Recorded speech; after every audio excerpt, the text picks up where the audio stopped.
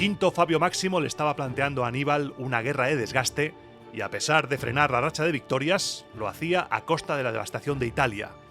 Estas escenas que van contemplando los soldados romanos del ejército del dictador van creando un clima contrario a las tácticas fabianas que culminará tras la marcha del dictador a Roma para encargarse de unos asuntos religiosos. Hoy, en Roma Eterna, el Magister Equitum, Marco Minucio Rufo, se hará cargo de las tropas y hará lo contrario a lo aconsejado por el dictador. Se enfrentará al general cartaginés en la primera ocasión que tenga. Así que prepárate para votar en un plebiscito muy importante en la historia de Roma, que comenzamos.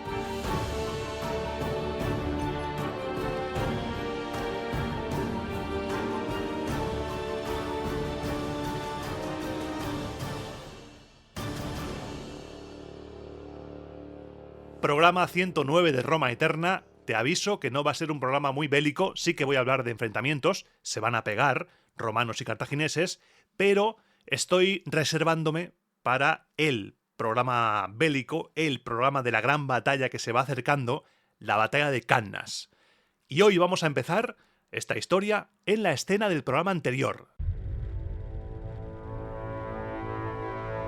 Si te acuerdas, el dictador Quinto Fabio Máximo se despedía de su Magister Equitum en el campamento para acudir a resolver algunos asuntos religiosos a los que le había llamado el Senado. Fabio Máximo le pedía al Magister Equitum que por favor no hagas el loco, no la líes, sigue mi táctica porque está funcionando. Y Minucio le decía, sí, no te preocupes, tú tranquilo, yo controlo, tú vete tranquilo que yo voy a hacer lo que me dé la gana. Estaría pensando porque es lo que hizo, va a hacer lo que le dé la gana. Fabio había recibido presiones por todas partes. Fabio estaba presionado a diario para cambiar su estrategia y enfrentarse a Aníbal. Incluso sus más allegados le aconsejaban alejar esa mala fama que se estaba ganando con alguna batalla, con algún enfrentamiento, pero él se mantenía firme. El retrato que nos hacen las fuentes de Fabio, especialmente Plutarco, es el retrato de un político virtuoso, coherente con sus ideas y que no cede a la opinión de los demás. Él está convencido de que lo que está haciendo es por el bien de Roma y no se la va a jugar por conseguir algo del prestigio, no se va a jugar ni media por algo de gloria. Máxime sabiendo que Aníbal venía de una racha de 3 victorias seguidas contra los romanos. El propio Plutarco nos cuenta que una vez respondió a esa presión de sus amigos diciendo: en realidad de esa forma sería más cobarde de lo que ahora parezco si, por miedo a burlas y vejaciones, me aparto de mis propios planes. En verdad, el miedo por la patria no es motivo de vergüenza. En cambio, el temor a lo que digan los hombres, a sus calumnias y reproches, no es propio de un hombre digno de semejante cargo, sino del que es esclavo de aquellos a los que él debe gobernar y mantener a raya cuando se comporten de manera insensata. Según las fuentes, Quinto Fabio era un hombre de palabra, era un romano recto, justo, y que si debía poner de su bolsillo para salvaguardar la honra de la República, lo hacía, sin problemas, como en un episodio que nos encontramos en Tito Livio. Nos explica detalles del intercambio de presos entre uno y otro bando, y nos dice que durante la Primera Guerra Púnica lo que se hacía era intercambiar prisioneros, y quien recibiera más que el otro, lo que hacía era, para compensar, pagar 2,5 libras de plata por soldado. Por ejemplo, si Roma recibe 500 soldados romanos presos y Cartago recibe 400, el bando romano debía indemnizar con 2,5 libras de plata por cada soldado hasta llegar a los 500 y que el intercambio sea igualitario. Y Livio nos cuenta que durante la Segunda Guerra Púnica, algo que también leemos pero sin tanto detalle en Plutarco, al menos hasta ese momento, se seguía haciendo así. Se seguían intercambiando presos de igual a igual y compensando económicamente cuando el número no era el mismo. Y una vez, Quinto Fabio Máximo recibió 247 prisioneros más que Aníbal, con lo que Roma debía pagar por esos 247 prisioneros más, que son menos en Plutarco, pero ponle que más de 200 más o menos. El pago no llegaba. El pago se estaba retrasando porque Quinto Fabio Máximo no había consultado a los senadores antes del intercambio. Una idea que quiero que retengas porque esa corriente antinegociación de intercambios o liberación de presos aparece aquí por primera vez y va a ser protagonista en los próximos hechos que nos vamos a encontrar. El Senado se negaba, la plata no llegaba, y la honra de la República, la imagen tanto del dictador, sí, como de la propia Roma, estaba en juego. Con lo que a Quinto Fabio Máximo no le quedó más remedio que poner la plata de su bolsillo, el dinero de su bolsillo. Envió a su hijo Quinto a la ciudad de Roma a vender terreno propio y a expensas suyas, como particular, salvaguardar la credibilidad de la República poniendo el dinero que el Senado no había querido poner. Aquí tenemos ya una primera muestra de lo que va a ser el programa de hoy. Hoy te voy a contar que no hay una Roma unificada, incluso no hay dos facciones unificadas, aquí hay varias. Aquí hay muchos intereses en juego y a medida que se va complicando la cosa, en la antigua Roma, a medida que avanza la Segunda Guerra Púnica, nos vamos a encontrar con diferentes facciones que van a pelear por lo suyo. Esto ya no es solamente patricios contra plebeyos. Aquí hay patricios enfrentados a patricios y plebeyos enfrentados a plebeyos. Es un follón, pero vamos a intentar hacer un hilo conductor de todo para explicarlo de la manera más sencilla posible, porque al fin y al cabo, esto es como en nuestro día a día actual. No hay A y B, hay un montón de facciones, un montón de gente que opina diferente, y aquí igual. Lo importante aquí es que Quinto Fabio Máximo no va a dejar de lado su estrategia, no se va a apartar ni medio centímetro de sus planes por mucha presión que reciba. Y ahí estamos, año 217 a.C., todavía un año que está dando de sí. Y ahora sí, tras esta pequeña introducción con el carácter de Quinto Fabio Máximo, para que nos situemos de qué personaje estamos hablando, vamos a recapitular, vamos a situarnos. Primero vamos a situar a los muñecos, a los personajes en un mapa, para que no nos perdamos. El dictador ya sabemos dónde está, camino a Roma con su caballo. Imagínate ahí su muñeco montado a caballo desde el Samnio hasta Roma. Aníbal, ¿dónde está? Aníbal, por su parte, ¿dónde anda?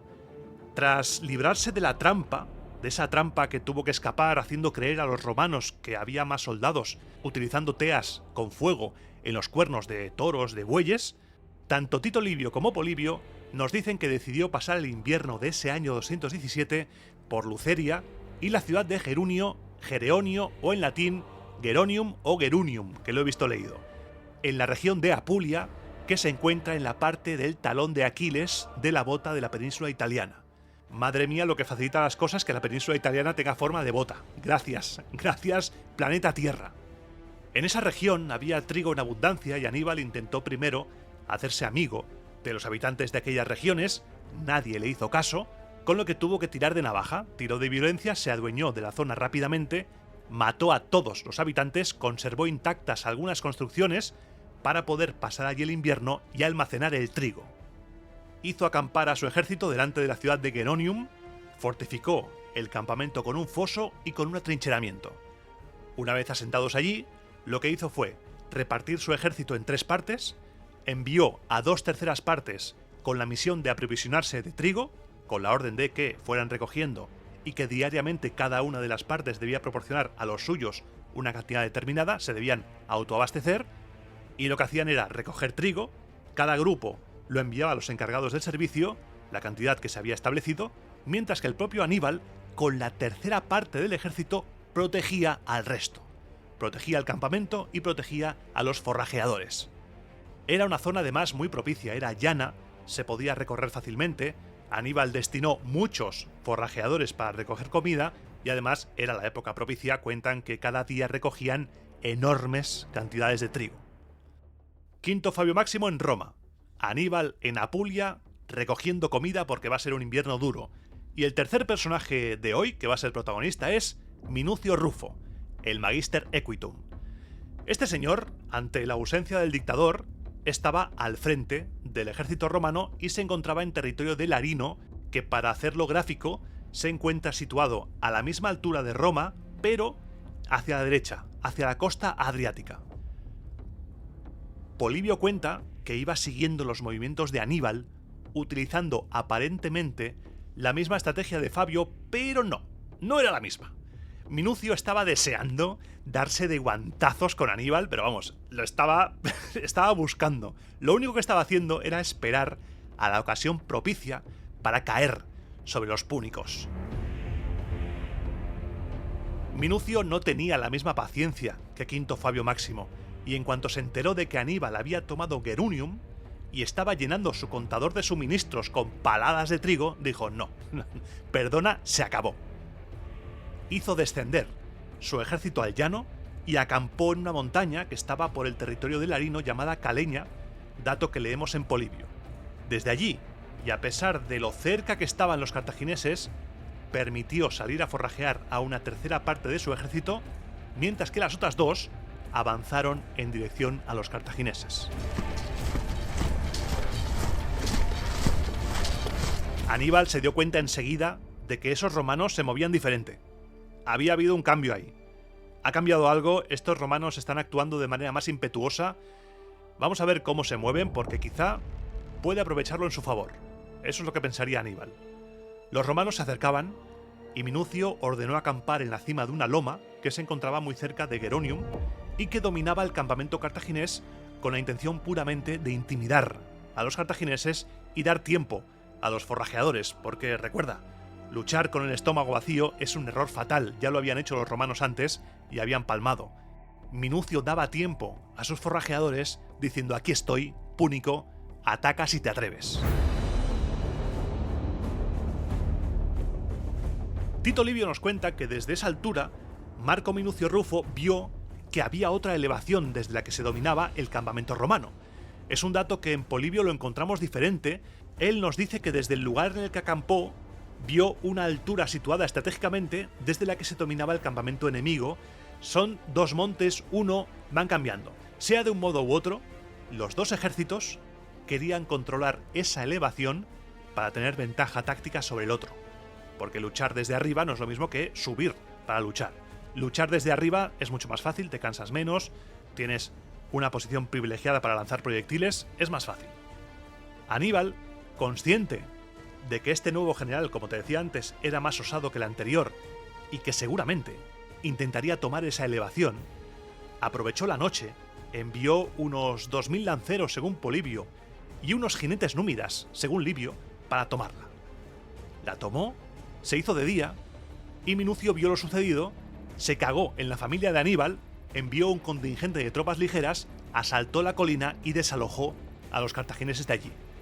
Imagínate si era importante esa elevación que Minucio ordenó mover el campamento romano allí, para dominar el campamento cartaginés. Imagínate qué escena.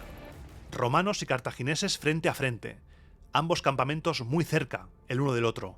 Aníbal intentando retener a su ejército la mayor parte del tiempo, pero no podía, porque el tiempo corría, y corría en su contra. Recuerda que la estrategia de Aníbal era aguantar el invierno, y para aguantar el invierno hace falta comida, porque no solo comen los soldados, recuerda. La unidad estrella de Aníbal son los caballos, la caballería, los jinetes. Esa unidad que había dado tantos disgustos a Roma necesitaba comer. Los caballos debían estar cuidados y alimentados, y con los caballos también las mulas de carga, todos los animales. Había que proteger el botín y los suministros. Minucio, viendo que la mayor parte de cartagineses se habían diseminado por la región para conseguir estos suministros con los cuales poder sobrevivir al invierno, ordenó salir a sus tropas en orden de combate. Se acercó al campamento cartaginés, formó a su ejército delante, un ejército que posiblemente estaba deseando entrar en combate, ese ejército que había aguantado escenas de destrucción, escenas de muerte, pueblos arrasados desde las alturas, lo habían visto todo y estaban seguramente con la mirada de las 1000 yardas. No les habían dejado intervenir y estaban como locos. Formó allí, deseando combatir contra Aníbal, repartió en grupos a su caballería y a sus tropas ligeras y los mandó ¿a dónde? A interceptar a los forrajeadores, con una única orden: no se hacen prisioneros.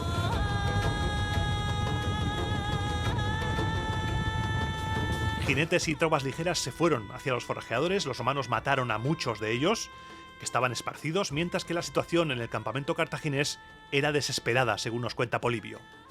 Aníbal aguantaba a pesar de estar al borde del asedio. Cuentan que incluso los romanos rompieron la empalizada e intentaron asediar, pero no podían. Se defendían los cartagineses a duras penas hasta que Asdrúbal, que consiguió reagrupar en el campamento de Geronium a los forrajeadores que habían huido de esas tropas y jinetes romanos, formó a un grupo de 4000 soldados y fue a ayudar a su hermano Aníbal. El general respiró aliviado al ver a su hermano Asdrúbal y se atrevió entonces a salir de su campamento. Formó a sus tropas justo delante, rechazó a los romanos que se replegaron a su campamento y al día siguiente Los cartagineses se fueron de allí, abandonaron el lugar y Minucio ocupó el campamento cartaginés. Aníbal se había convertido en un nuevo Fabio, se habían intercambiado los papeles y ahora era él quien se replegaba y aguantaba como podía el empuje romano hasta refugiarse en el campamento de Geronium. Y ahora lo vamos a complicar un poco más. Estos son los hechos iniciales, pero ahora lo vamos a complicar un poquito. En este enfrentamiento entre Aníbal y Minucio, que parece una escaramuza en la cual Aníbal no se enfrenta directamente a los romanos sino que huye, Livio nos cuenta un detalle que Polibio no menciona. Dice que algunos historiadores sostienen, empieza turbio el asunto, empieza un poco turbio, estos historiadores sostienen que hubo una batalla con todas las de la ley, ya que tras retirarse los romanos, apareció el caudillo samnita Numerio Decimio para equilibrar el combate con 8.000 soldados de infantería y 800 jinetes. ¿Qué hacía allí? ¿Qué hacía un samnita aleatorio apareciendo en el campo de batalla milagrosamente? Tito Livio nos cuenta que fue el propio dictador Quinto Fabio Máximo quien había dado la orden de acudir en ayuda de los romanos cuando marchó. Como si Fabio supiera que Minucio, este tío, me la va a liar. Por favor, Numerio Decimio, ve para allá porque estoy convencido de que este tío me la lía.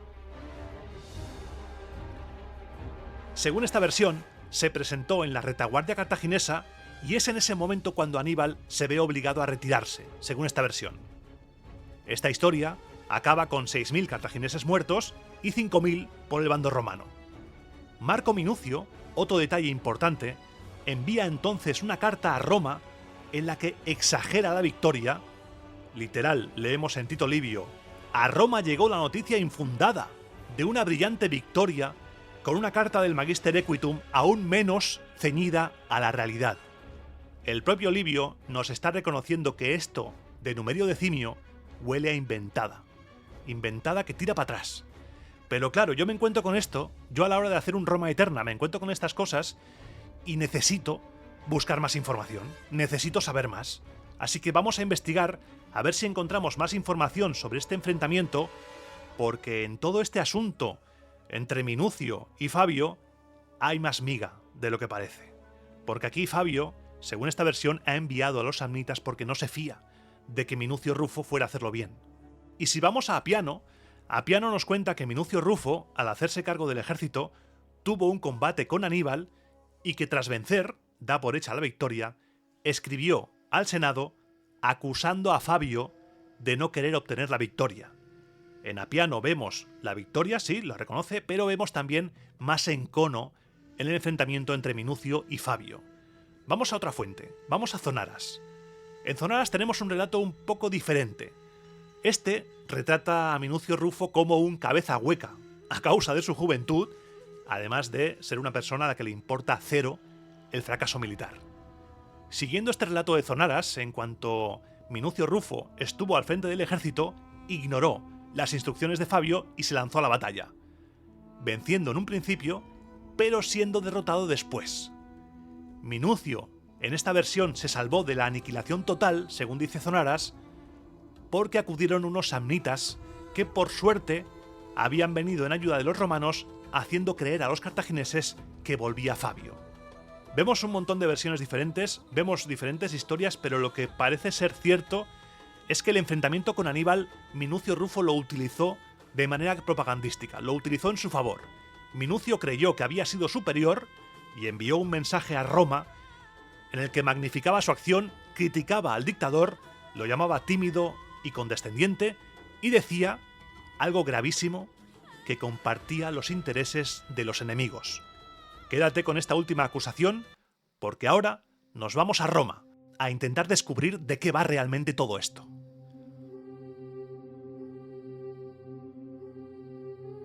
Al principio de este programa te dije que no iba a ser un programa bélico, porque el protagonista de esta trama, tanto el programa anterior como este, es el enfrentamiento entre estos dos, entre Minucio y Fabio. Y ya te adelanté en el programa anterior mi opinión sobre qué me parecía todo esto, y poco a poco te voy detallando los acontecimientos y sale de relieve una posible verdad. Estamos quizá ante el enésimo enfrentamiento entre patricios y plebeyos, representando Minucio a la facción a la que pertenecía Flaminio, la facción plebeya, y Fabio a la facción patricia. Pero no todo va a ser tan sencillo. A Roma habían llegado noticias exageradas. Una victoria heroica de Minucio Rufo tras la marcha del dictador, un dictador que además compartía intereses con Aníbal, un cobarde. ¿Qué está pasando aquí? El ambiente estaba caldeado, era irrespirable. El tema estrella en las sesiones del Senado y en las asambleas era que Minucio había derrotado a Aníbal, mientras que Fabio, el dictador al que se le habían dado todos los poderes, no había hecho nada. La gente estaba contenta porque parecía que las cosas iban bien, pero el dictador no se creía ni media palabra. No creía ni la carta de Minucio ni las noticias de la victoria. Decía que, aun en caso de ser cierto, él tenía más miedo a los resultados favorables que a los adversos. Mientras tanto, como ya te adelanté en el programa anterior, Marco Metilio, el tribuno que había ayudado a Flaminio en esa ley de los barcos y el máximo de almacenamiento, atacaba sin piedad a Quinto Fabio Máximo desde la tribuna de oradores. Romanos, no podemos tolerar esta situación. El dictador no ha sido únicamente un obstáculo con su presencia para la buena marcha de las operaciones, sino que incluso estando ausente, pone inconvenientes a lo que se ha hecho.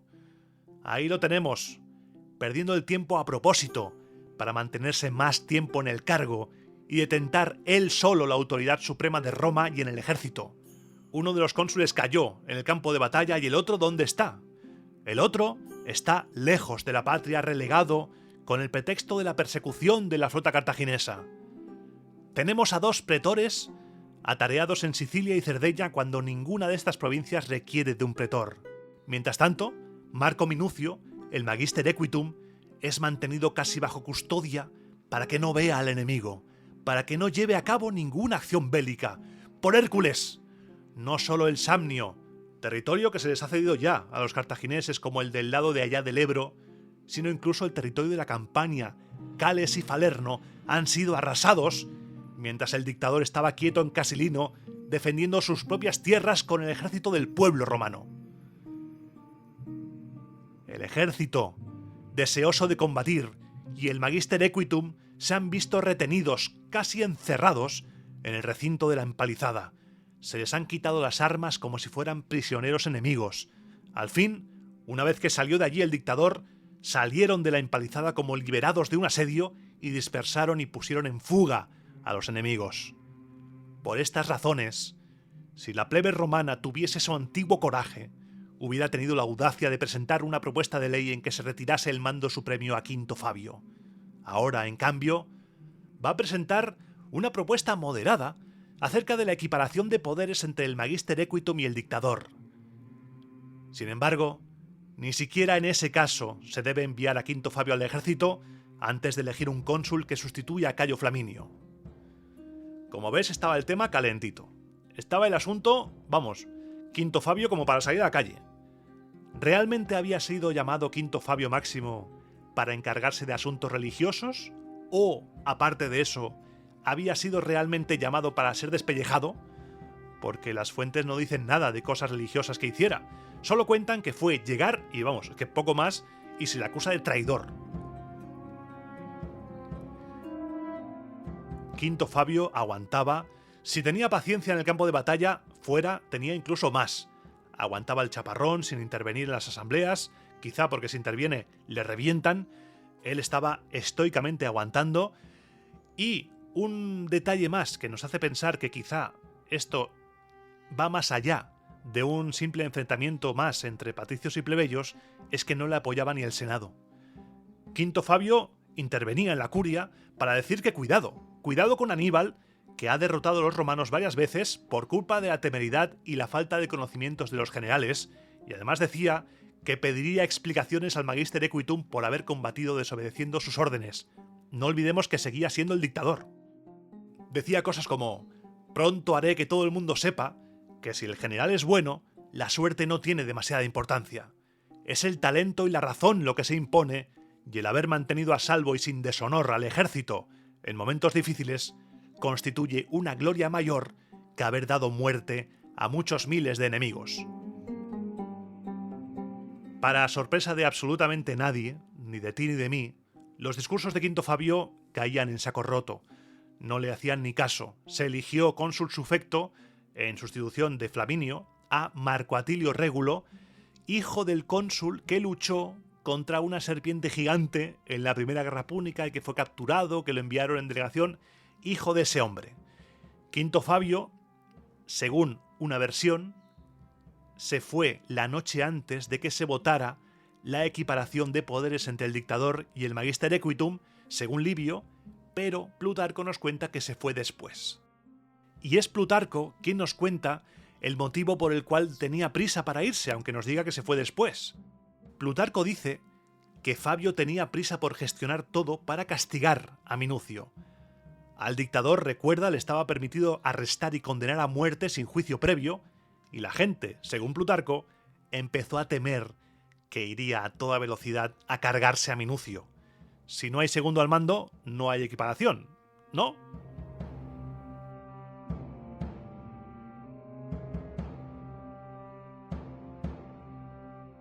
Amaneció, ya fuera sin Fabio o con Fabio, y el pueblo votó, en plebiscito, la equiparación de poderes entre el dictador y el Magister Equitum, algo que jamás en la historia de Roma había sucedido. Muchos creían que esto era una humillación total para Quinto Fabio, pero él no se lo tomó así. Si tomamos la versión de que se fue en plena noche, estando de camino, recibió la carta con la orden de que desde ese momento él y Minucio eran iguales, pero Fabio no flaqueó. Soportó impasiblemente y con tranquilidad lo sucedido. Le dolía, por supuesto, le dolía la irreflexión del pueblo por los asuntos públicos, puesto que a su parecer había ofrecido oportunidades de guerra a la poco sana ambición de Marco Minucio. Un Minucio que, como te puedes imaginar, estaba eufórico. Livio cuenta que estaba insoportable, tanto por su éxito como por el favor popular, e iba vanagloriándose de forma desmedida de su victoria sobre Quinto Fabio, como si hubiera derrotado al mismo Aníbal. Marco Minucio llevaba la contraria a Fabio en todos los temas, en todo, hasta en la hora del día, y estaba decidido a arriesgarse a una batalla contra Aníbal. Y claro, tenemos un problema. ¿Quién manda? Tenemos a Marco Minucio, tenemos a Fabio, los dos tienen los mismos poderes, son como dos cónsules, pero en el nivel dictador. ¿Quién manda? Y aquí tenemos dos versiones diferentes de lo que sucedió. En una de ellas, Minucio propone hacer que cada uno tenga el mando en días alternos, o bien en espacios de tiempo determinados, para poder estar en igualdad de condiciones con Aníbal, tanto en táctica como en fuerzas. Vamos a ser un frente unido, un único ejército, para tener más posibilidades. Según esta versión, a Quinto Fabio no le convenció mucho, porque sabía que en cuanto Minucio tuviera el mando se iba a lanzar a lo loco contra Aníbal. Y ya bastante trago era asumir que compartía el mando con ese trepador, como para quedarse sin nada. Fabio nunca renunciaría a la parte que le correspondía en la dirección de las operaciones y no iba a repartir con otro los días de mando supremo, así que se debía repartir el ejército.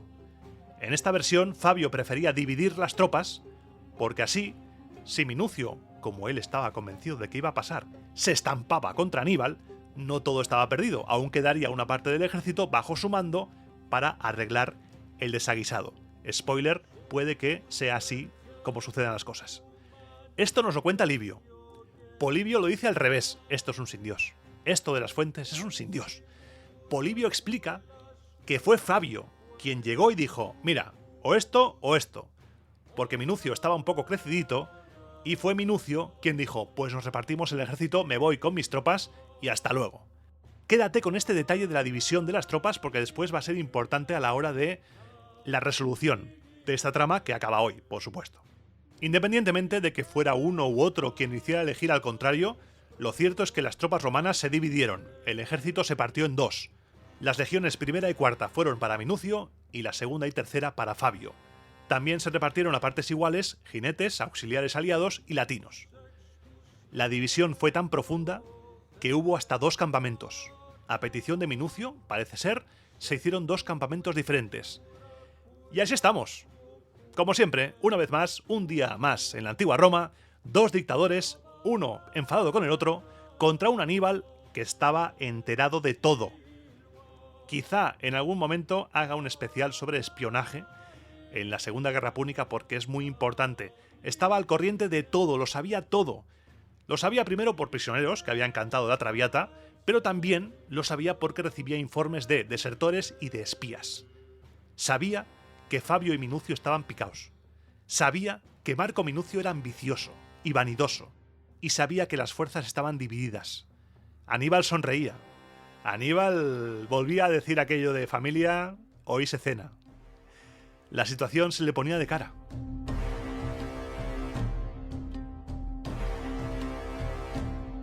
El plan del cartaginés era sencillo. Era fácil. Aprovechar la temeridad de Minucio para estamparse con él.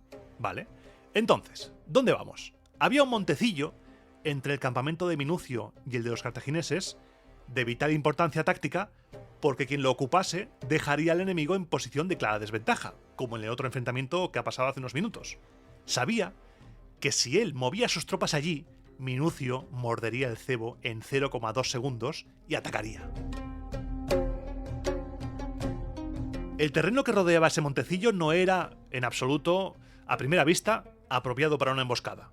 No había un río, no había un bosque, no había matorrales. La zona era árida, pero no cantemos victoria. No cantemos victoria, porque Aníbal ve zonas de emboscada donde el resto no las vemos. Aníbal tenía una visión como Predator, pero para las emboscadas. Detector de calor, pero para los agujeros. Y en ese lugar había muchas cavernas, muchas hendiduras en el terreno, algunas incluso tan grandes como para acoger escondidos a unos 200 hombres armados. Así que esperó a esa noche y envió en grupos de 200 o 300 a los soldados a esconderse en los lugares más apropiados, y en total, según las fuentes, se escondieron unos 5.000 soldados de infantería ligera y 500 jinetes. Es mucha gente para estar escondida. Vamos, no creo yo que fueran ninjas o que se mimetizaran con el entorno. Aníbal también sabía que ese plan se iba a descubrir fácilmente, con lo que debía tramar una distracción para evitar que al amanecer pudiera descubrirse el ardid, porque quizá el sol hacía reflejar en las armas o algo. Lo primero que hizo en cuanto despuntó el día fue ocupar el montecillo con su infantería ligera para distraer la atención de Minucio. Si tu enemigo tiene los ojos puestos donde tú quieres, no verá nada más. Una frase que se puede aplicar en la guerra, en la política y en todo. Si tu enemigo mira donde tú quieres, puedes hacer lo que quieras. Y así pasó. Nada más verlos, los soldados de Minucio empezaron a impacientarse, empezaron a insultar, a gritar, y Minucio dio la orden. Salió la infantería ligera rápidamente a tomar el montecillo. Después a los jinetes, y tras ellos marchó él mismo con las tropas pesadas. El mismo modus operandi que en la batalla anterior. Aníbal enviaba refuerzos de infantería, de caballería, en remesas sucesivas a medida que la lucha se iba encarnizando. El combate parecía igualado, pero los jinetes cartagineses hicieron retroceder a la infantería ligera romana, que se veía presionada por la gran masa de caballos y tuvo que huir. Se dio la vuelta y en su huida produjo una confusión tremenda entre las líneas, porque se encontraba detrás con los jinetes romanos. Y en ese momento de confusión, Aníbal dio la señal. Aparecieron de la nada 5.000 soldados y 500 jinetes escondidos, atacando por todos lados, por delante, por retaguardia, por los flancos. ¿De dónde salió tanta gente? El ejército romano corría grave peligro. Mientras todo esto pasaba, Fabio estaba en su campamento, quizá haciendo sacrificios a los dioses para que le entraran los 7.000 males a Minucio, y escuchó el jaleo. Escuchó gritos de pánico, se asomó, vio a lo lejos el desorden de la formación y rápidamente dio la orden de ayudar a Minucio y de ayudar a los soldados romanos. No se lo pensó ni medio segundo. Sí que dijo, vaya, me parece que se ha cansado ya de hacer el ridículo. Pero vamos a ayudar. Ese fue el primer pensamiento de Fabio, ayudar. Se lanzó al rescate de Minucio y llegó como caído del cielo. Evitó la huida en desbandada del ejército y frenó el empuje cartaginés. Los que habían roto las filas y vagaban dispersos corrieron a incorporarse al renovado frente de batalla. Los que habían vuelto la espalda al unísono, más numerosos, se dieron otra vez la vuelta contra el enemigo y, formando círculo, unas veces se replegaban poco a poco y otras, apiñados, se mantenían firmes. Y ya casi se había conseguido formar un único frente de batalla, con el ejército vencido y el de refresco, y se disponían a avanzar cuando Aníbal mandó tocar retirada, reconociendo abiertamente que él había vencido a Minucio, pero que había sido derrotado por Fabio.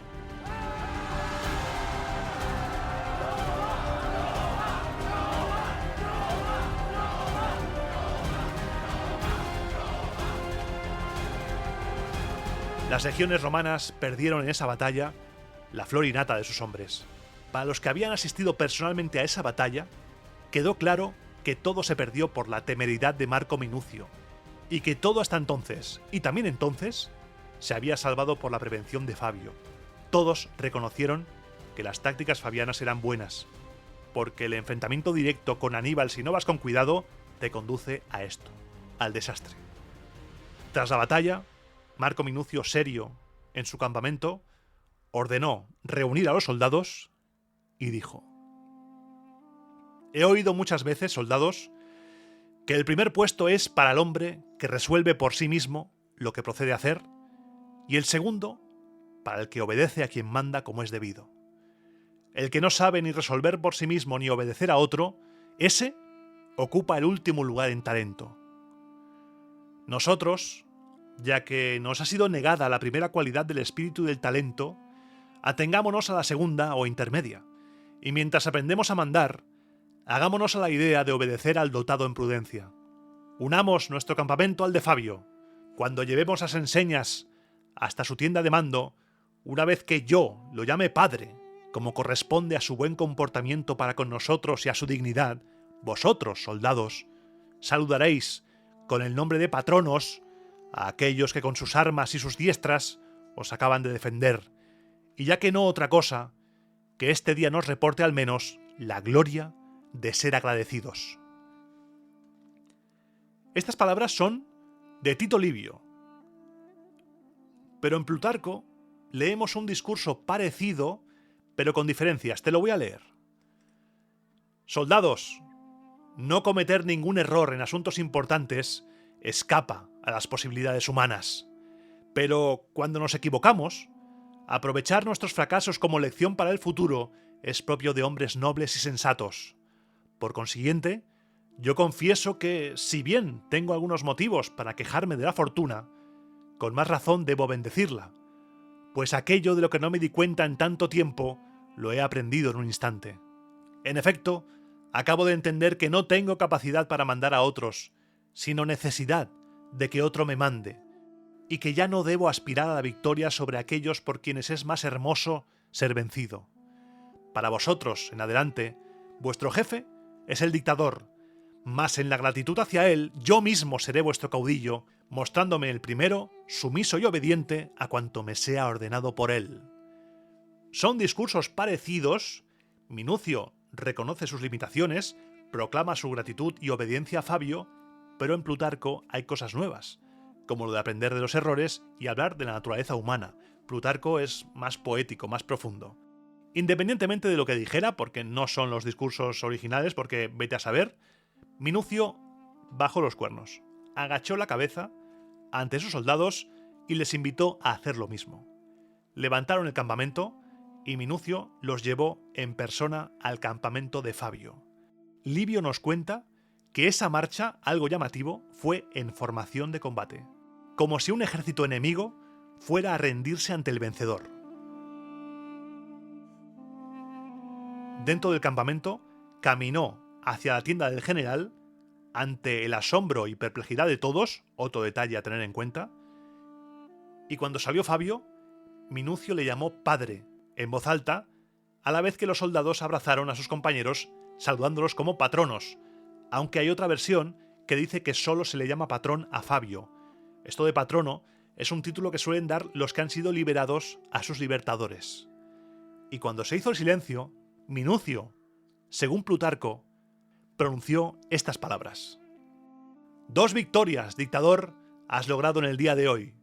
Una con tu valor sobre Aníbal, y otra con tu prudencia y bondad sobre el colega en el mando.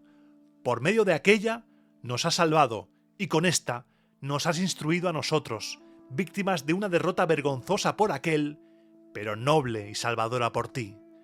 Ahora yo te saludo con el nombre de buen padre, pues no encuentro título más honroso, ya que por encima de la gratitud debida a mi progenitor está la gratitud que a ti te debo. Por aquel solamente fui engendrado, en cambio por ti me encuentro a salvo con todos estos soldados».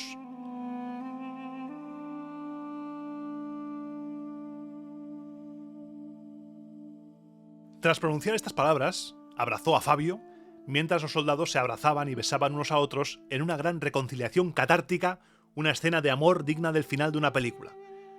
Llegaron a Roma entonces rumores de esta reconciliación, confirmados más tarde por cartas de los propios generales y más aún de los soldados de ambos ejércitos. Fabio Máximo había pasado de ser un apestado a ser el más querido. Todo el mundo elogiaba a Quinto Fabio Máximo poniéndolo por las nubes. Ahora sí, ahora reconocían, por fin, la diferencia real entre la vanagloria y la precipitación de un soldado y la previsión y el cálculo seguro y razonable de un general. Su prestigio fue igualmente alto ante Aníbal y los cartagineses, porque por fin estaban descubriendo la auténtica Roma. Ponte por un momento en la mente de un cartaginés. Estos señores romanos habían derrotado a Cartago en la Primera Guerra Púnica, pero es que lo que habías visto en esta guerra son generales incapaces que caen en todas las emboscadas y no piensas que, a ver, ¿cómo han podido vencer estos indocumentados a nuestros padres cartagineses? Entonces, claro, estaban flipando y ahora por fin Aníbal y sus soldados estaban descubriendo que también había generales capaces. Cuentan que Aníbal, volviendo del campo de batalla, dijo que por fin aquella nube que solía ponerse en la cima de las montañas, en referencia a Quinto Fabio Máximo, a Batman, por fin había estallado en lluvia seguida de tempestad.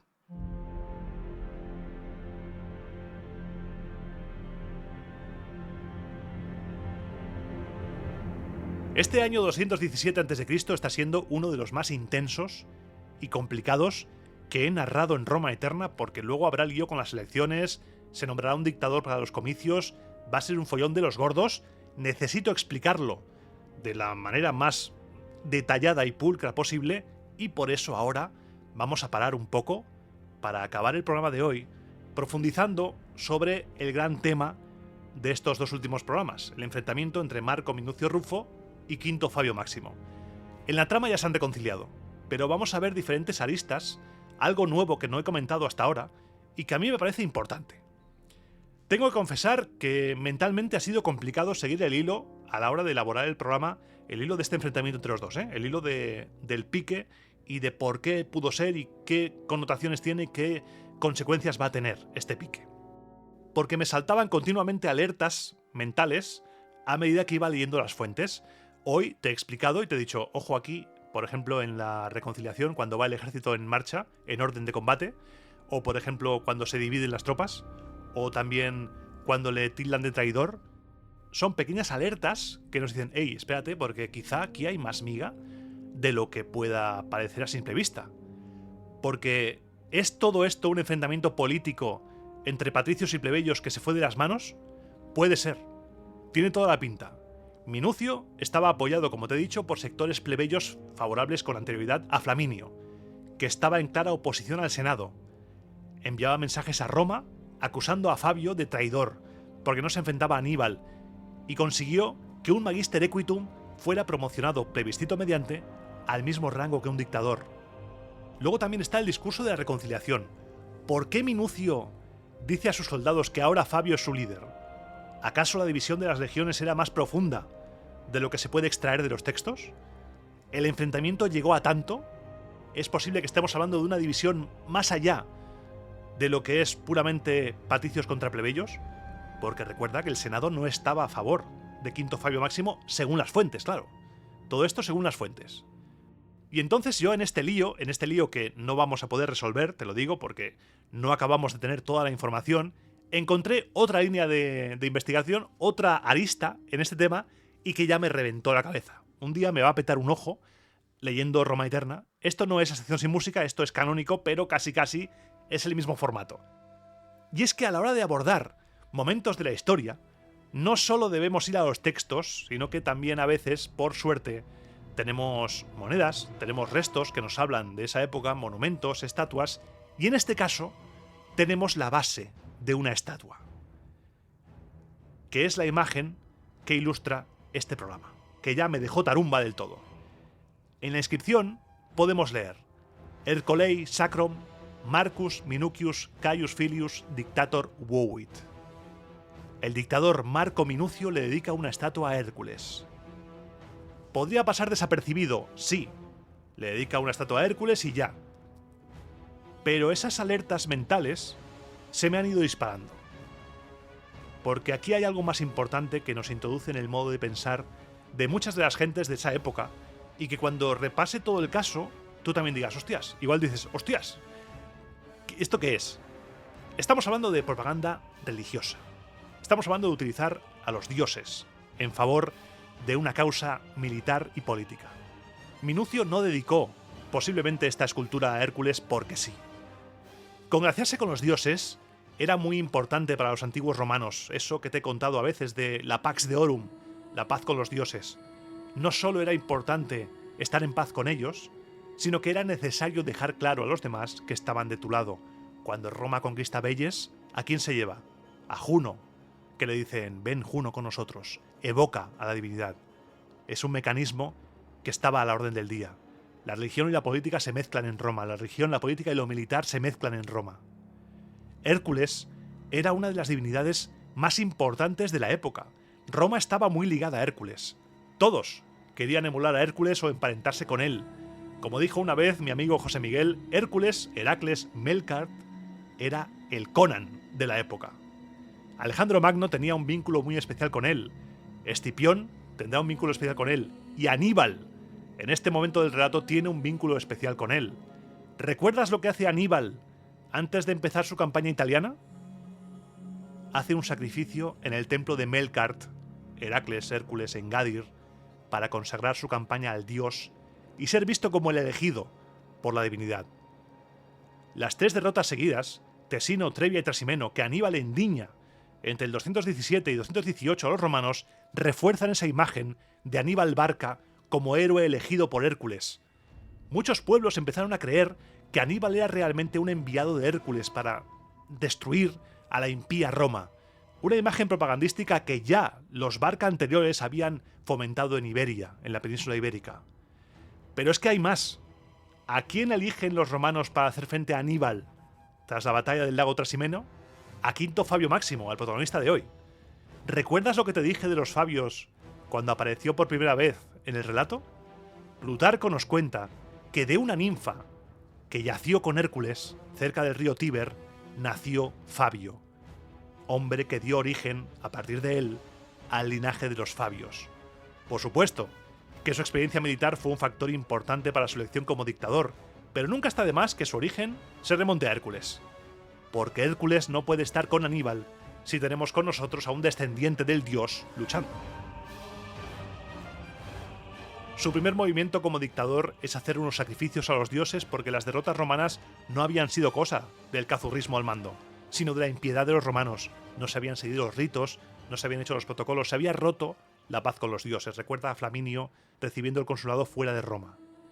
Tenemos toda esta trama de Minucio, y una vez se queda solo y derrota a Aníbal, ya sabes, la victoria esa de la que hay dudas, pero bueno, más o menos parece que algo hubo.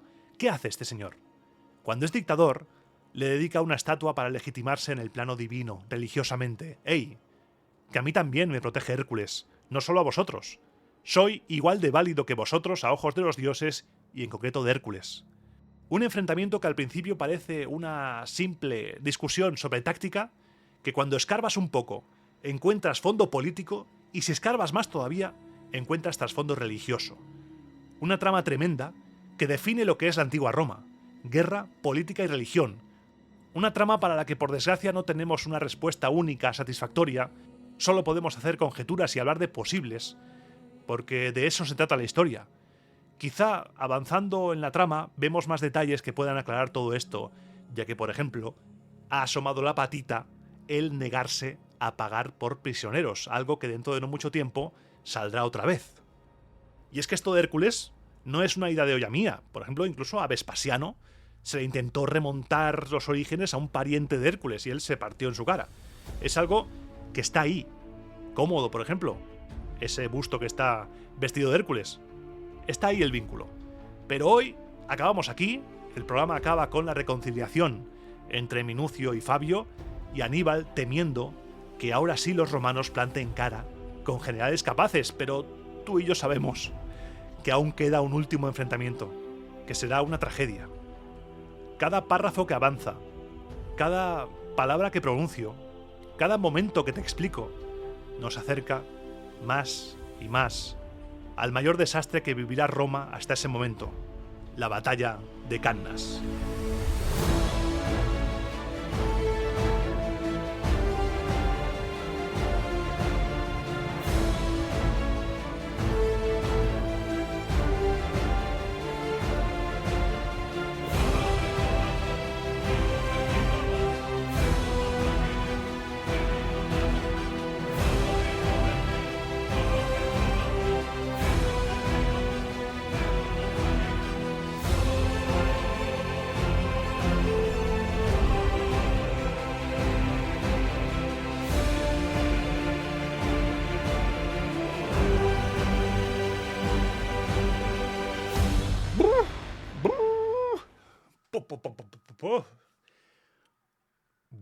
Bueno, y ahora comienza la sección sin música con el traguito de agua de rigor, porque si no, se altera la paz con los dioses.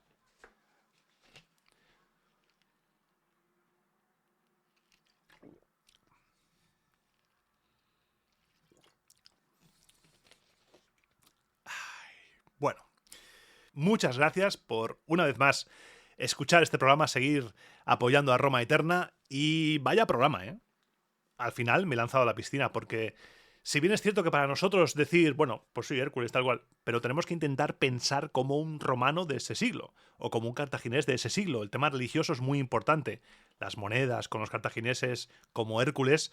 Creo que la trama de Hércules hay ahí, y el camino incluso que siguió Aníbal por la península fue el camino de Hércules. Es como muy simbólico todo. Es muy simbólico todo. Y me flipa. A mí me flipa. Seguiré profundizando. Haremos especiales sobre estos temas porque aquí se han escrito libros a cholón. A cholón. Tesis, libros, trabajos, papers, hay de todo. Seguiremos profundizando en esto porque es un temón. Es un temón. Y a nivel ideológico, Roma se va a complicar ahora.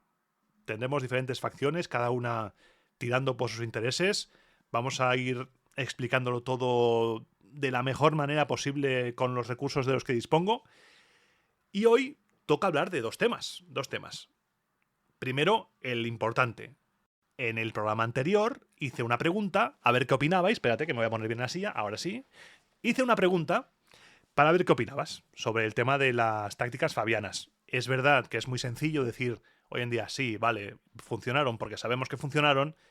Y dije, vamos a intentar ponernos en el pensamiento de un romano de esa época. He cogido algunos comentarios, muchas gracias por el apoyo y por todos los comentarios, he cogido varios, voy a leer algunos comentarios para que no se haga esto muy largo, pero he pensado que estos comentarios, preguntas, cosillas, podemos hacerlo como algo tradicional ya. Leer algunos comentarios que me dejes, con preguntas, con reflexiones, y compartirlas entre todos. ¿Qué te parece? Pues venga, deberes para este programa, para los comentarios, si quieres. Déjame preguntas, déjame reflexiones, pero te voy a orientar. Vamos a hablar de Hércules. ¿Qué opinas de esta identificación de Hércules y de apropiarse? No, me defiendo de Hércules a mí, soy el elegido yo. ¿Qué opinas de todo esto? Y otro detalle, que se me ha olvidado, que ahora me ha venido a la cabeza. Cuando está el tribuno de la plebe atacando a Fabio, ¿qué dice? Por Hércules. Es algo también a tener en cuenta. Ojo, ¿eh? Ojo. Y empezamos los comentarios con Eduardo Campoy, que nos dice: tengo sentimientos encontrados. El evitar presentar batalla abierta fue un acierto, pero creo que Fabio lo alargó demasiado. Ahí da en el clavo, ¿eh? Creo que sí. Debería haber hostigado al menos para haber ralentizado a Aníbal y no hacer sentir impotentes a sus hombres. Dejar a Aníbal quemar cultivos de aliados es algo psicológicamente devastador para soldados y civiles, sí. Es cruel. Las escenas que debieron contemplar esos soldados sin poder hacer nada es algo wow. Tremendo, ¿eh? Tremendo. JGP cuenta: respondiendo a tu pregunta, yo creo que a todo lo pasado es fácil decir que sí, que es buena táctica, claro. Habría que ponerse en la piel de los orgullosos romanos de la época que seguro estarían súper cabreados. Opino lo mismo. Fabio sabía que el ejército de Aníbal eran tropas experimentadas en combate, exacto, eran perros de guerra, vamos, comían metralla. Y los legionarios romanos eran casi levas, sin ninguna experiencia, aunque fueran más, no estaban preparados, como pasó después en Cannas. Ya verás, lo de Cannas va a ser... Creo que sí fue buena táctica y que en su época fue algo nuevo para ellos, que no estaban acostumbrados a esquivar al enemigo. Los romanos eran muy orgullosos. Es algo que se repite en muchos comentarios, que no estaban acostumbrados, es verdad. no te he contado nunca a romanos huyendo de la batalla. Siempre eran romanos formando ejército y a lo loco, de cabeza, a romperse la crisma contra el enemigo. Las tácticas fabianas introducen algo nuevo en la guerra romana. Esa es la guerra de desgaste. He leído por ahí que Quinto Fabio Máximo inventó la guerra de desgaste.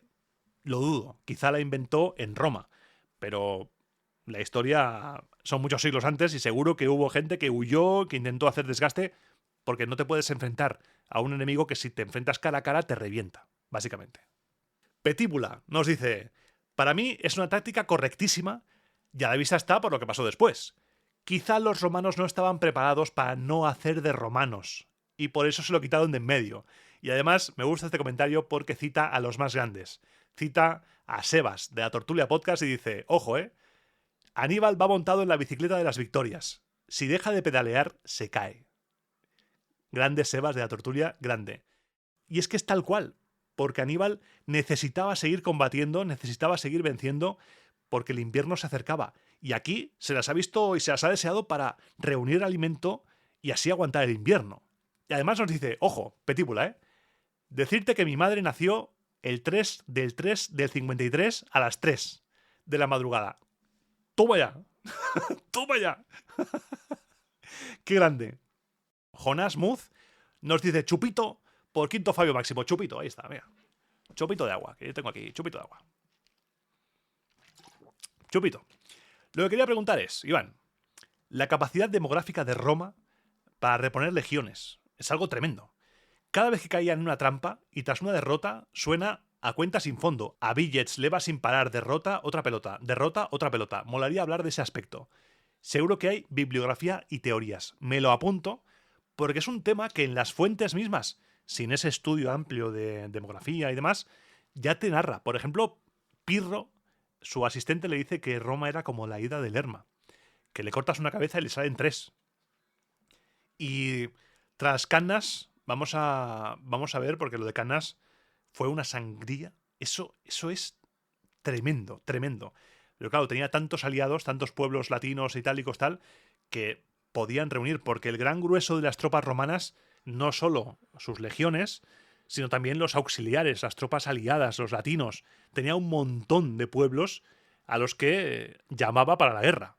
Y hablaremos de ello, hablaremos en un especial, me lo voy a apuntar para hablar de esto, porque es un temazo. Y tras Cannas es una sangría increíble. Cannas es una tragedia que, vamos, alucinas. Lo de Cannas es algo tremendo, por eso no le quiero dar mucha guerra en estos programas, aunque hoy ha habido guerra, pero no quiero darle especial protagonismo a la guerra para que descansemos, porque hemos tenido Trevia, Tesino, el lago Trasimeno, hemos tenido mucha batalla. Vamos a descansar un poco para ir a Cannas, porque eso va a ser la madre de las batallas. Y voy al último comentario, porque me ha parecido que saca un tema muy importante, y que hablaremos de ese tema en nada. Arzatros von Machet nos dice: ¿debía Roma enfrentarse a Aníbal? Aquí mi respuesta: no. Fabio supo leer las graves advertencias que fueron las recientes y dolorosas derrotas del ejército romano. Ahora bien, la reticencia del dictador no iba a salirle gratis. La región, otrora pacificada por los quirites, dejaría de verlos como protectores y bien podrían buscar un nuevo hegemón o coalicionarse contra Roma, con tal de recuperar capacidad operativa para defenderse frente a posibles invasores enemigos. Es decir, la negativa del dictador le haría ganar la guerra al desgaste, pero sumiría al actual hegemón de la península en una crisis de autoridad y de confianza en territorios locales. Y la pregunta: ¿se sublevaron los pueblos sometidos a Roma? Y eso es muy, muy importante, porque da en el clavo. Tú no puedes pretender utilizar una táctica como la fabiana, que te va bien a tus intereses, pero no puedes pretender que no tenga consecuencias. Y habrá pueblos que verán que Roma no es el caballo ganador y hasta ahora están aguantando muchos, pero van a dejar de aguantar. Porque aquí, con lo de Aníbal, está en juego eso. ¿Quién es la potencia hegemónica en la zona? Y va a desafiar el poder romano. Algunos pueblos se van a pasar al bando anibálico y lo van a pagar caro. Veremos ejemplos, avanzaremos en la trama. Muy interesantes los comentarios, todos, los he leído todos. Muchas gracias por participar en estas preguntillas, en estos juegos, que vamos a hacerlo así un poco colaborativo. Vamos a hacerlo leyendo 3, 4 comentarios, no muchos más, para no alargarlo esto en exceso, Pero vamos a tener un poco de la voz de la audiencia, que a mí me gusta mucho, que tengas también tu voz aquí. Porque no solo quiero que yo sea contándote mi vida, sino que también, oye, si quieres contarme cosas de tu vida, adelante, oye, adelante. Esto se puede convertir en un spin-off de programa de consultorio histórico. Estaría muy guay eso, ¿eh? Estaría muy guay. Y claro, en la sección de Iván te cuenta su vida, tengo que contarte dos cosas que me han pasado últimamente. Una que no te puedo contar del todo y otra que sí que te puedo contar. Estuve el martes 20 de febrero grabando una cosa que me hace mucha ilusión, una cosica romana que saldrá a principios de marzo. Si estás escuchando esto, saldrá la semana que viene. Si estás escuchando esto en 2028, ya salió y ya lo puedes buscar. Y posiblemente en el siguiente programa te cuento lo que es, que me hace mucha ilusión. Estaba yo muy nervioso. Si lo escuchas o lo ves, yo estaba muy nervioso al principio, pero siempre me pasa igual. Me pongo nervioso y después se me pasa. Pues después me meto en harina, me meto ahí y se me pasa. Y lo siguiente que me ocurrió y que sí te puedo contar es la masterclass del jueves 22, masterclass de podcasting, hablando de mi experiencia en el podcast, hablando de podcast, de géneros, tal, en el Cibernarium de la Barcelona Activa. En el auditorio del Cibernarium fue una pasada, se llenó prácticamente por completo. Fue una auténtica pasada. También me pasó lo mismo, nervioso al principio, pero después, vamos, esto rodadísimo. Puse alguna foto en Instagram, o una foto que parecía una secta, yo con los brazos en cruz y la gente ahí, pero fue muy divertido. Poder compartir mi experiencia y poder hablar con la gente y toda la gente que se acercó y habló conmigo, fue muy bonito. Me encantan estas cosas porque, de verdad, no imaginaba nunca que fuera a ser posible algo así. Que algo así me fuera a pasar.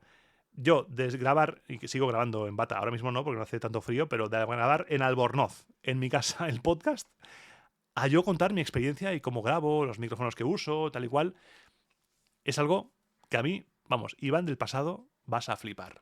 Vas a flipar en todo, en general. Y como hoy nos hemos alargado un poco con las tácticas fabianas y no tengo nada más que contar, yo creo que lo podemos cerrar aquí. Este programa ha quedado chulo, ha quedado bien, ¿sí? ¿Bien? ¿Sí? Venga. Aquí estaba esperando que tú asintieras, diciendo, sí, pues venga, cerramos. Pero antes de cerrar, te tengo que recordar que me puedes encontrar en redes sociales, Twitter, Instagram, que te dejo los enlaces aquí abajo. Escríbeme por correo cualquier cosa que quieras, roma@eternapodcast@gmail.com. Me puedes también enviar comentarios aquí y te emplazo a apuntarte ahora sí al canal de WhatsApp de Roma Eterna, que dejo el enlace aquí abajo. Es solamente apuntarte, no aparece tu número ni nada, es totalmente privado y yo ahí te voy dejando lo que voy haciendo, al canal de WhatsApp y al canal de Telegram, por si no quieres WhatsApp. Tengo los dos, canal de WhatsApp y Telegram. Así que, ahora sí, habiendo cumplido con nuestro deber romano para con los dioses y para con la trama republicana que me tiene atrapadísimo, ahora sí, deseando que te vaya fenomenal lo que queda de semana y la siguiente y todo, a ti y a los tuyos, como siempre digo, te espero dentro de 15 días, pasa de lista, en el próximo programa de Roma a Eterna.